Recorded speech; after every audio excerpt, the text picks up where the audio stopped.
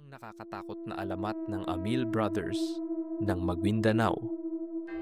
Sa liblib na kabundukan ng Maguindanao, may isang alamat na ikinukwento ng matatanda.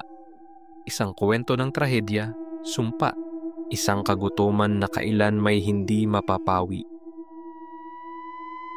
Sinasabing sa ilalim ng anino ng mga punong matanda, may mga nilalang na hindi nakabilang sa mundo ng tao. Mga nilalang na minsang naging bahagi ng ating lahi, ngunit ngayon ay tinutugis ng kadiliman. Sila ang Amil Brothers, 5 magkakapatid na mula sa isang masayang pamilya, ngunit sa isang iglap, naging alamat ng takot at lagim. Noong unang panahon, may isang maliit na nayon sa paanan ng kabundukan ng Maguindanao. Isang tahimik na pamayanan kung saan ang mga tao'y namumuhay ng simple at payapa. Pinamumunuan ito ng matapang at marangal na si Dato Rahim, isang leader na iginagalang ng lahat. Sa tabi niya, ang kanyang may bahay na si Bay Mariam, isang mapagmahal na ina sa kanilang 5 anak. Si Tahir, ang panganay, matalino at responsable. Idris, ang matapang at agresibo. Bashir, ang tuso at mapanuri. Karim, ang tahimik at mailap. At si Malik, ang bunsong puno ng katanungan. Ngunit isang gabi, ang nayon ay napuno ng sigaw at apoy at nawala bigla ang lahat sa isang trahedya, isang massacre. Sa ilalim ng malamlam na liwanag ng buwan, mahimbing na natutulog ang buong nayon. Tahimik ang paligid, tanging ang tunog ng kuliglig at agos ng ilog ang maririnig. Ang mga magsasaka ay nagpapahinga matapos ang buong araw ng pagsusumikap, at ang mga bata ay nakayakap sa kanilang mga ina sa loob ng kanilang mga kubo. Sa di kalayuan, isang aninong gumagalaw sa gilid ng kagubatan. Sa dilim ng kagubatan, lumilitaw ang mga anino ng mga mananakop, armado at handang sumalakay. Ang kanilang mga mukha ay natatakpan ng kadiliman, at ang nayon sa di kalayuan ay nananatiling tahimik, walang kamalay-malay sa panganib na papalapit.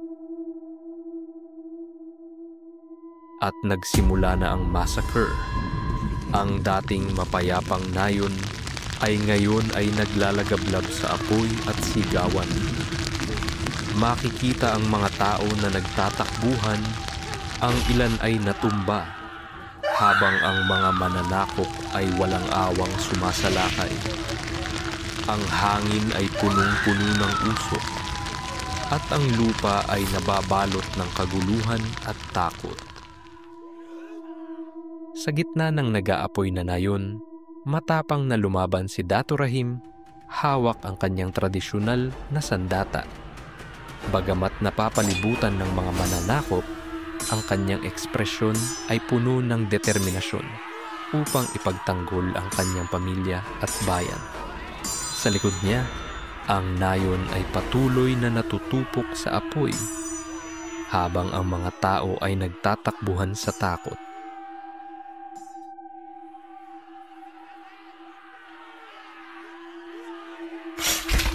Pinatay si Dato Rahim, nawala sa sarili si Bay Mariam, nawalan ng ulirat dahil sa trahedya. 5 magkakapatid ang naiwang nagtatago sa dilim. Habang natutupok ang kanilang bayan, tumakbo sila palayo, patungo sa kagubatan, ang lugar na sinasabing tahanan ng mga espiritu at nilalang ng dilim.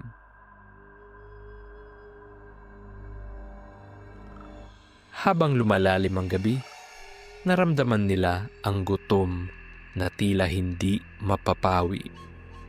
Ang mga prutas sa gubat ay hindi sapat. Ang tubig sa ilog ay hindi nagpapalakas sa kanilang katawan. Sa bawat lumilipas na araw, ang kanilang katawan ay nanghihina at ang kanilang isipan ay nagsisimulang balutin ng kadiliman. Sa loob ng kagubatan, walang makitang prutas o hayop na maaaring kainin. Ang 5 magkakapatid ay naglakad nang walang patutunguhan. Unti-unting nanghihina sa gutom. Sa paglipas ng mga araw, naging mas matindi ang kanilang paghihirap kahit anong subukan nilang kainin.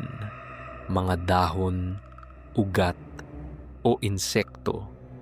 Walang makapapawi sa kanilang nararamdaman. Isang gutom na tila bumalot sa kanilang kaluluwa. Sa isang gabi, habang naghahanap sila ng makakain sa tabi ng ilog, natagpuan nila ang isang sugatang lalaki. Halos wala na itong malay at ang kanyang katawan ay duguan. Sa simula, nais nila itong tulungan. Ngunit habang lumalapit sila, isang matinding amoy ang lumukob sa kanila. Ang amoy ng dugo, ng sariwang laman. Ang gutom ay naging matinding pagnanasa. Ang kanilang mga kamay ay nanginig, ang kanilang hininga ay bumigat. Ang lalaki ay wala ng kakayahang lumaban. Mula sa kadiliman, isang malamig na hangin ang dumaan sa kanilang balat. Sa isang iglap, ang kanilang mga katawan ay nanlamig at ang kanilang mga puso ay bumigat. Isang bagay ang nagbago. Ang gutom na nararamdaman nila ay hindi na gutom para sa karaniwang pagkain.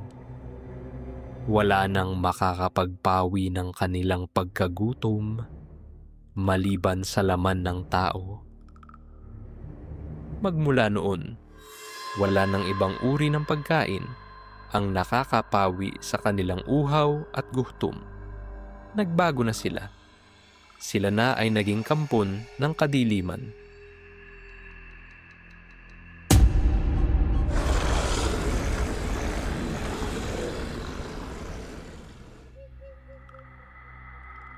Sa kanilang unang gabi bilang nilalang ng dilim, isang batang pastol ang naglalakad mag-isa sa kagubatan. Tahimik silang nagmasid. Mga matay nagliliyab sa gutom at pagkasabik. Sa unang pagkakataon, ang kanilang bagong anyo ay handa ng manghuli ng kanilang unang biktima.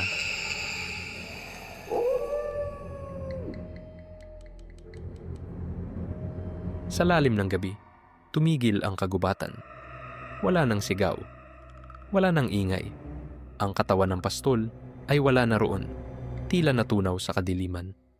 Tanging sirang tungkod at bahid ng dugo sa damuhan ang naiwan. Kinabukasan, tumating sa nayon ang balita. Nawawala ang isang pastol. Walang nakakita kung paano siya nawala. Walang sino mang nakarinig ng kahit anong sigaw. Sa isang iglap, ang tahimik na nayon ay napuno ng takot. Nagsimula ang bulungan. May gumagalang halimaw sa kagubatan.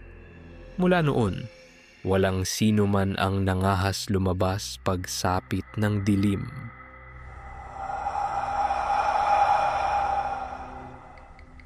Nagsimula ng umatake ang mga halimaw sa nayon. Gabi-gabi ay mayroong nabibiktima.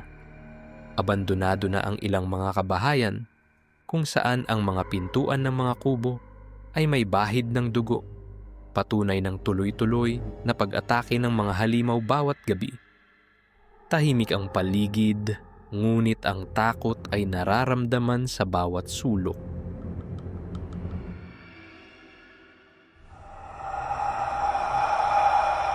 Sa gitna ng takot, ang natitirang matatapang sa nayon ay nagtipon. Nagkasunduan nilang lumaban sa kampon ng kadiliman. Mandirigma at albularyo ay nagdatingan, may daladalang agimat, armas at dasal.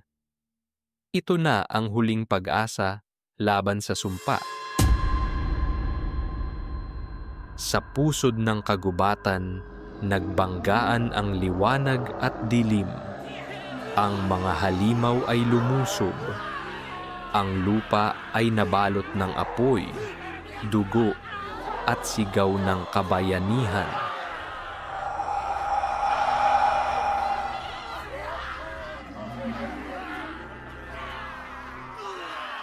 Marami na sa mga tao ang nangamatay sa laban, ngunit makikita sa kanilang mukha ang determinasyon matuldukan ang paghahari ng takot at kadiliman. Patuloy din ang dasal ng mga albularyo. Nang tila matatalo na sila, ang 5 halimaw ay biglang tumakbo sa't naglaho sa kadiliman ng kagubatan. Isang sigaw mula sa dilim ang narinig at kasabay nito ang katahimikan. Isang kuweba ang naiwan, tahimik, ngunit ito ay tila may buhay. Ang sumpa ay hindi pa tapos. Nawala na ang Amil Brothers. Tahimik na ulit ang nayon. Bumalik na sa normal na pamumuhay ang mga tao.